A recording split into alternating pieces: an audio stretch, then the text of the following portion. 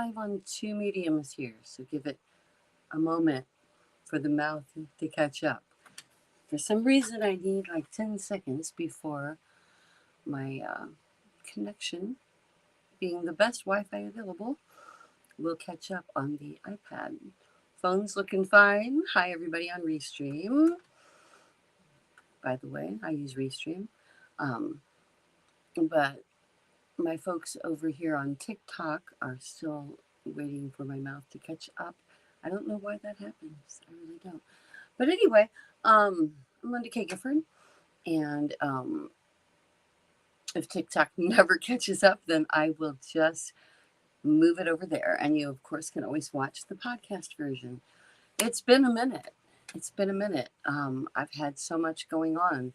I took the summer off to finish the manuscript of my book, and it was set to release on September 2nd. And then my husband caught Legionnaire's disease, which is very rare, out in Salt Lake City working, and he almost died, but didn't.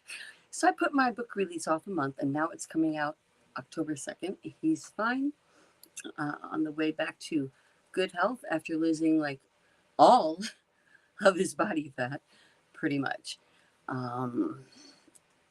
So long summer, my son got married, all kinds been going on. But yeah, the book's finally coming out October 2nd. It's on pre-order on Amazon right now. And so I'm really kind of testing new equipment. One thing I really screwed up today, I got to my studio and I haven't been here. I took a 2-month break, over 2 months, for all of the aforementioned. And it was hot. It was hot as hell. I had to turn on the air conditioner and wait it out. So I said we were going to start at 1. But this is how long it took to not break a sweat in here. And I'm still possibly like breaking a sweat. Surge. Not an official endorsement. But so because the book's coming out, I thought I would read for you the foreword. I'm reading it off my computer here. And I've got my phone and my iPad going so that I need 10,000 TikTok followers before I can add you to the Restream. So I really appreciate your TikTok follows a lot, very much. I'm just working on my nonprofit status for Sweet Survivor. We report to Thorn. We are a shopping group supported, and I started that in 2017, and it morphed into Sweet Survivor, because I'm a survivor. I'm a CSA survivor. I survived 7 years of childhood sexual grooming and assault, and my first TED Talk coming up is Call It Assault, and that's the first thing I want you to do. Childhood sexual abuse is not abuse, it's assault. And actual line out of my book, out of my TED Talk, because it was out of my mouth, was, if I punch you in the face, are you going to charge me with face abuse? Or are you going to charge me with assault? So stop, please, minimizing those of us who have been raped, much less raped repeatedly as a way of life in childhood. Anybody who has been violated sexually has been assaulted. And you need to stop calling it abuse. And the main reason, and I am now an advocate for consent awareness. Joyce Short asked me to be sure to talk about consent awareness and how important it is that we legislate laws that help sexual assault survivors like myself, because everybody knows it takes years to decades to even, I'm going to use this term very lightly, fess up, because we have nothing to confess. What we need to do is label our assailants, not our abusers, our assailants, so that they can have the weight of the law on them. And the law punishes people who assault people more than they punish people who abuse people. So the language really matters. The language of society is incredibly important. I've got guests lined up that we're going to start doing once the book comes out, which is October 2nd. Today I'm going to read you my foreword. I Never done this. But I'm going to read you my forward. It's hard to read. I won't be looking at you properly. I generally fly off the cuff, as you know. But I think it's important because the number one thing we're always asked is, how did you not know better? Or how did you not say anything? How did you let this go on? Why didn't you stop it? And they forget that we're children.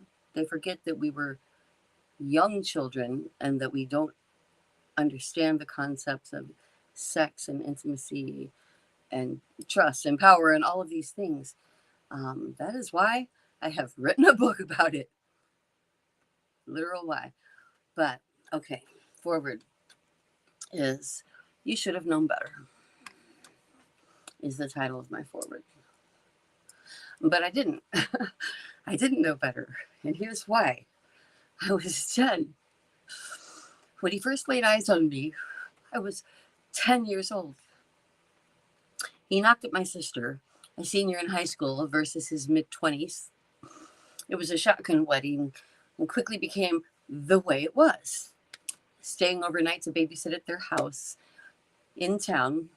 We lived 9 miles outside of town, my parents and I. He was nice to me. He didn't mind what I now know are my Aspie-driven questions. I have Asperger's. He nicknamed me Sexy, as in, hi, Sexy, as a greeting. Other people heard him say this. No one thought anything of it. I'm not going to throw hate and shade at him. It's them, actually. And shade, yes, but hate, no. Hate, no. You'd be surprised. But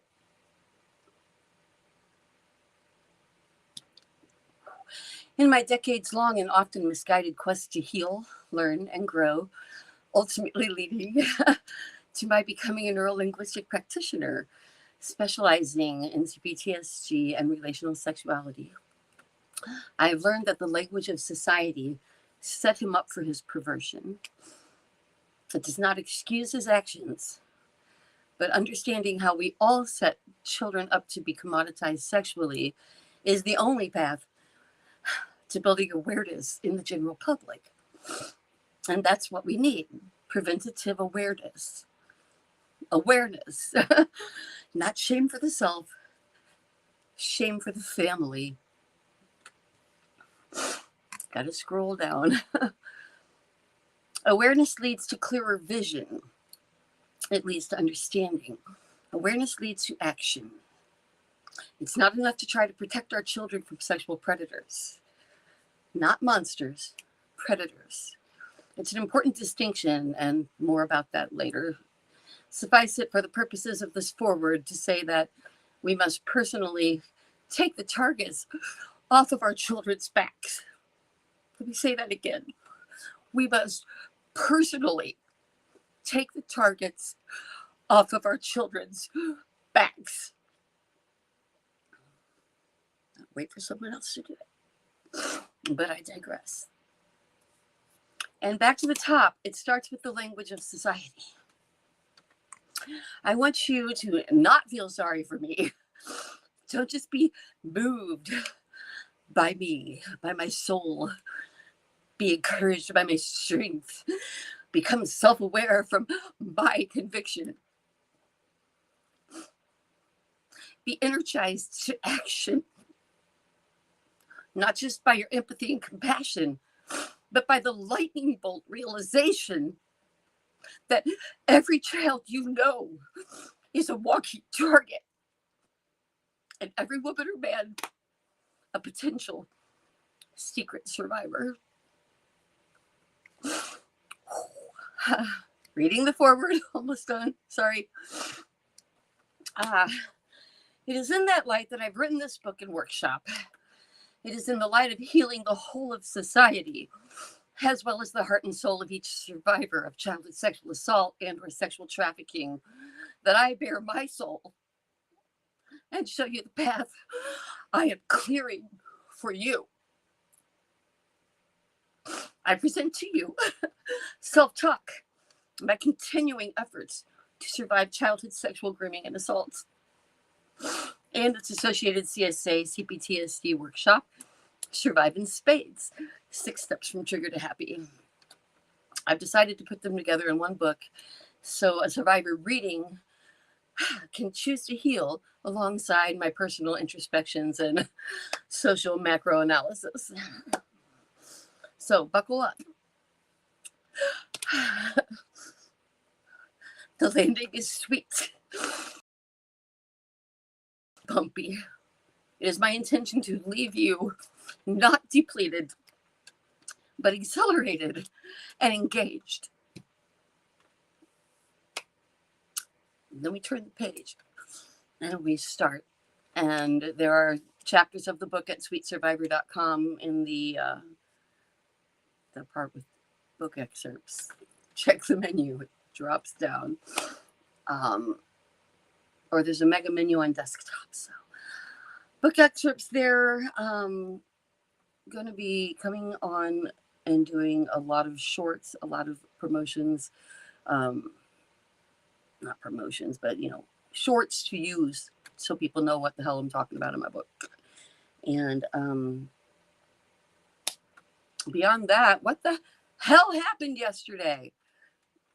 Back to Those Nasty Women Talk. That was a preview of my book. But what the holy hell? Did you watch that circus?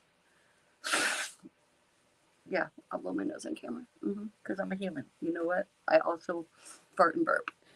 Like, not so much on camera. But, shit happens. But I'll be voting for Kamala Harris. Needless to say, I hereby join my good friend, but I'm working on it, Tay Tay, in endorsing Kamala Harris for president. Needless to say, because I'm not insane, like, I won't, I'm beyond associating with people that would consider voting for Trump at this point. It's not the world it used to be. There are fiscal Republicans, and you need to save your party. You need to stand up now and vote for Kamala Harris and Wallace because they can save the Republican Party from the dictatorship that Trump is going to turn it into. So 100%, I am endorsing Kamala Harris. Long may she not reign, but actually get voted in and then leave like a normal person. Just saying. Talk to you later. Bye. See you tomorrow. We're going to do this every day. Can't say what time for sure. There's a lot going on, and I don't have a staff yet.